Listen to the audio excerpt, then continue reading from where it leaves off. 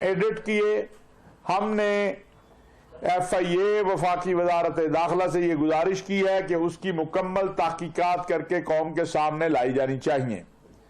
اگر کسی نے توہین رسالت نہیں کی ہے اور اس پر توہین رسالت کا الزام لگایا جاتا ہے تو یہ بھی بہت بڑا جرم ہے.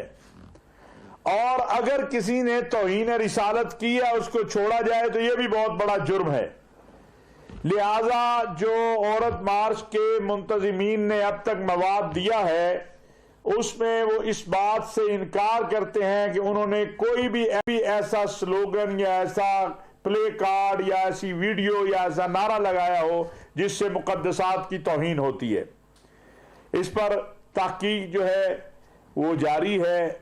اس پر ہم نے ان سے اور مواد بھی طلب کیا ہے, ان سے اور مواد بھی لیا ہے.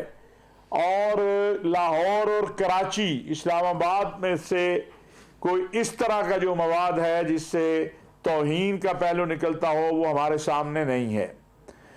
لاہور اور کراچی کے حوالے سے کچھ چیزیں آئی ہیں لیکن اس میں بھی جیسے میں نے کہا جا رہا ہے کہ اس میں بعض چیزوں کو ایڈٹ کیا گیا ہے, بعض نعروں کو تبدیل کیا گیا ہے, اور انشاءاللہ جب اس کی مکمل تحقیق ہوگی اور ہمارے سامنے آئے گی تو قوم کے سامنے بھی ہم پیش کریں گے. بعض سیاسی لوگ ایک بار پھر جو سیاسی میدان میں شکست ہو جاتی ہے تو وہ پھر عقیدہ ختم نبوت اور مدارس اور مساجد کی بات کرتے ہیں. حالانکہ ان کے دور میں عقیدہ ختم نبوت کے اوپر بھی حملے ہوئے اور بڑا پاکستان کی تاریخ کا بدترین حملہ تھا جب قانون سازی کر کے عقیدہ ختم نبوت کے حوالے سے جو قوانین ہیں ان میں قانون سازی کی گئی. اس پر ان کو اس وقت یاد نہیں آیا کچھ بھی. اب جب وہ دیکھ رہے ہیں کہ ان کو سینٹ میں بھی شکست ہو گئی ہے اور عوام میں بھی کوئی ان کے لیے پذیرائی نہیں ہے تو اب پھر وہ کچھ پرانی چیزوں کو, کچھ جن کا وجود نہیں ہے ان چیزوں کو سامنے لانے کی کوشش کر رہے ہیں اور مسجد اور مدرسے کی بات کر رہے ہیں.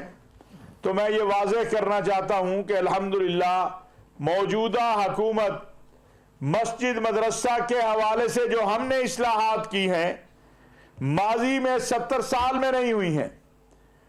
آج پاکستان کا مدرسے کی تعلیم کو سرکاری سطح پر وزارت تعلیم تسلیم کر رہی ہے.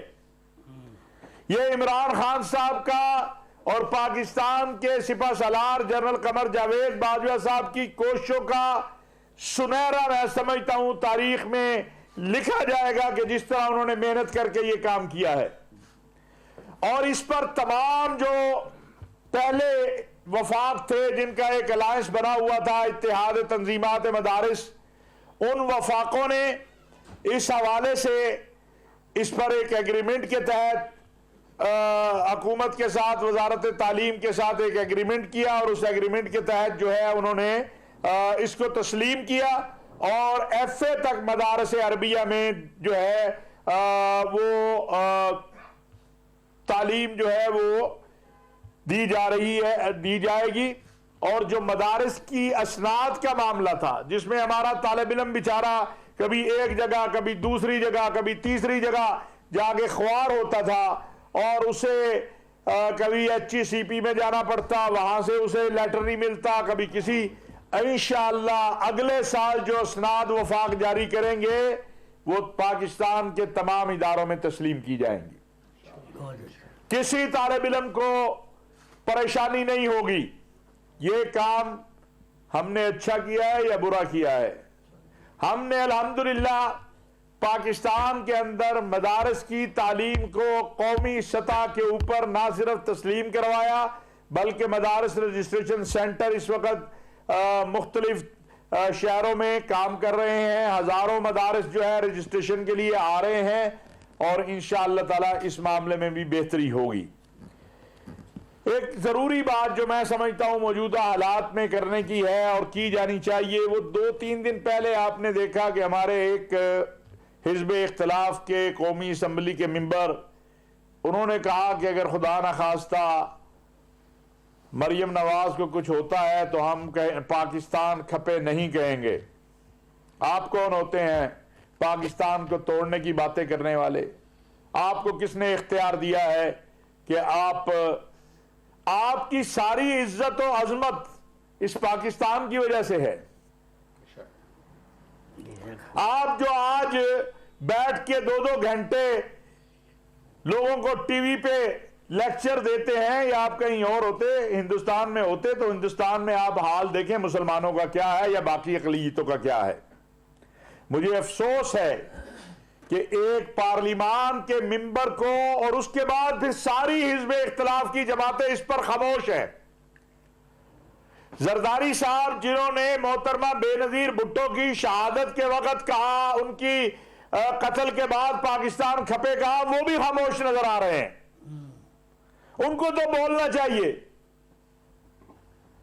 پاکستان پیپلز پارٹی پاکستان کی بڑی جماعت ہے، اس کو اس طرح کے اعمال میں، اس طرح کے افعال میں خاموش نہیں رہنا چاہیے۔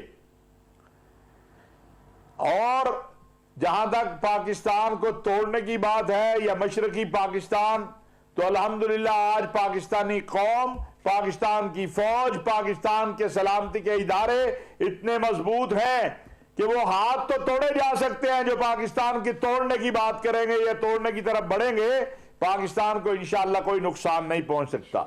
دنیا دہشت گردی کی جنگ ہاری ہے۔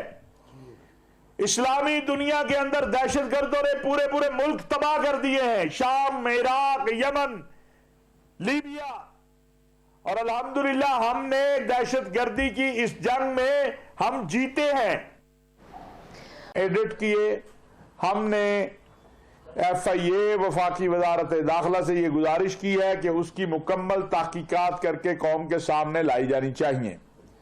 اگر کسی نے توہین رسالت نہیں کی ہے اور اس پر توہین رسالت کا الزام لگایا جاتا ہے تو یہ بھی بہت بڑا جرم ہے، اور اگر کسی نے توہین رسالت کی ہے اس کو چھوڑا جائے تو یہ بھی بہت بڑا جرم ہے۔